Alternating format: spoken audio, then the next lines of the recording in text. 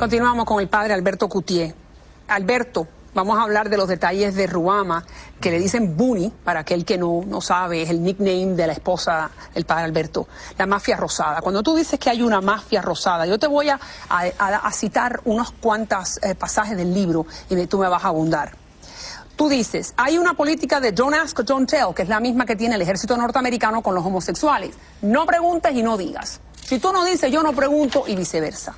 Hay una mafia rosada que protege a la Iglesia Católica y esa mafia se compone por gays, sacerdotes que viven en el closet y que ocupan todos los niveles de la jerarquía eclesiástica. También dice que esta mafia rosada promueve su propia agenda y que suelen ser las mismas personas que muestran tendencias homofóbicas en el público o en el confesionario. Además, los amigos reciben las mejores parroquias, son nombrados monseñores y ascienden a ciertas posiciones. Y hay un obispo que es conocido como la Reina del Sur en una diócesis. Pero wow, para los hermanos católicos que nos están mirando, que aman a su iglesia, esto tiene que ser muy fuerte. Yo la amo también. Sí, yo sé también que tú amo la esa iglesia. Yo creo que cuando uno critica sin fundamento o dice las cosas sin fundamento, eso es muy malo. Como muchos titulares que han dicho, el padre Alberto ataca a la iglesia. Yo no estoy atacando a la iglesia católica. Yo creo que estoy diciendo experiencias que yo viví durante casi 25 años discerniendo, preparándome y viviendo el sacerdocio. Esto no es un ataque sin fundamento. Esto es lo que yo viví y lo que vi con estos ojos. Pero nadie se atreve a decir esto. Bueno, es que Alberto, nadie quiere pasar 8 años en un seminario para vivirlo. Nadie quiere aguantar palo, ¿no? Durante 15 años de aguantar cosas. Y no solamente eso. Esto que yo digo no se aplica a todos los sacerdotes. No, claro. Pero ciertamente se aplica a un grupo de sacerdotes que tienen mucha influencia. Y usted le pregunta a casi cualquier sacerdote, no solamente en Estados Unidos, América Latina, y te dicen, sí, realmente es así. Hay gente que usa la posición y la situación para proteger a otros que están en situaciones similares. Esto ha salido en los... Le voy a decir algo, el padre Alberto no es el único que ha escrito este libro.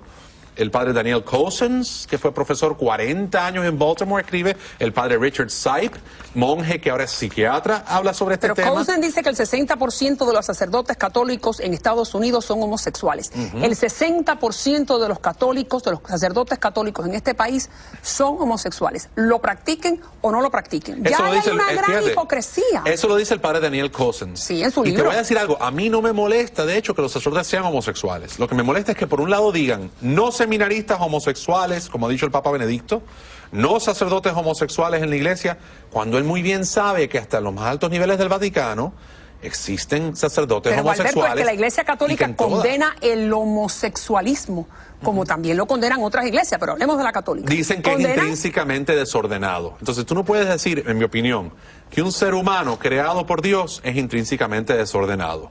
Porque yo creo que eso en sí es un desorden. O sea, si Dios nos ha creado a todos diferentes, si tú ves los árboles y todos los árboles son diferentes, y ves las aves del cielo, y ves el mar, y ves todo, y todo en la creación es diferente, porque un ser humano que tiene orientación homosexual es intrínsecamente desordenado. Pero aparte de eso, estamos hablando de la gran hipocresía que demuestran estas palabras. Y tú me estás diciendo que hay un obispo que le dicen la Reina del Sur y que en el seminario había un alto grado de homosexualidad en el que ya tú estuviste y de promiscuidad, y que el rector tenía un amante seminarista, esto está en tu libro, y que el obispo tenía algunos amantes seminaristas. Por favor, estamos hablando de unos niveles de hipocresía espantosos. ¿O no? Yo no diría que es espantoso, fíjate, yo diría que es parte de la cultura. O sea, como que se adaptan a esto, y es lo mismo del gobierno norteamericano con el ejército. Don't ask, don't tell. Mientras que no salga y no se diga, no es un escándalo. Déjame darte un ejemplo. Ahí yo digo, en una pizarra bastante fuerte, sale el rector un día y mira la pizarra y ve que un joven que habían votado del seminario por una situación de homosexualismo, le dan un alto cargo en la diplomacia vaticana, y eventualmente él sigue subiendo.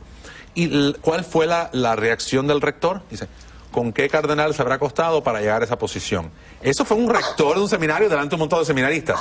Es una frase muy fuerte. ¿Cómo? Espera, repítemelo otra vez. ¿Con qué cardenal se habrá acostado para llegar a esa posición? Ese fue el rector del seminario mío, delante de un grupo de seminaristas que la mayoría somos sacerdotes hoy día. ¿Y qué tú pensaste en ese momento? No, gente, yo tenía 19, 20 años y decía, ¿qué está hablando él? No, para mí los cardenales no se acostaban con nadie, ¿no? Y para mí también. Y entonces eso era un poco doloroso. Doloroso para un hombre joven que tenía esta imagen idealista de la iglesia.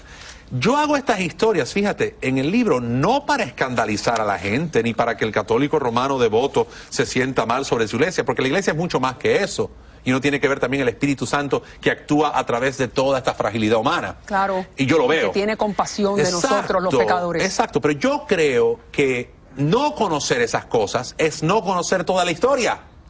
Y creo que es bueno que la gente sepa que un hombre dentro de una institución donde hay una serie de irregularidades comunes y aceptadas, uno empieza a sentirse como que, espérate, ¿dónde estoy yo metido? De hecho, hay muchos libros escritos sobre estos ex seminaristas, por ejemplo, que han escrito libros diciendo, por ejemplo, hay uno que se llama Goodbye Good Men, donde un seminarista dice, los hombres heterosexuales se sienten fuera de lugar en muchas órdenes religiosas y en muchos seminarios, porque lo que protege la iglesia es este tipo de comportamiento.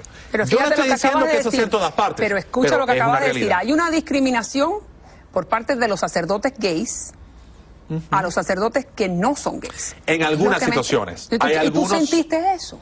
Yo no sentí eso, fíjate. Yo sentí que los sacerdotes homosexuales o los seminaristas homosexuales eran mis compañeros, que tenían sus situaciones, que algunos de ellos siguen teniéndolas ahora como sacerdotes, y simplemente uno vive en esas situaciones. Pero tú me estás diciendo entonces que en este momento, en esta ciudad, hay sacerdotes católicos que eran amigos tuyos, que eran amigos, bueno, que eran cercanos porque estaban contigo en el mismo servicio, que tienen amantes hombres.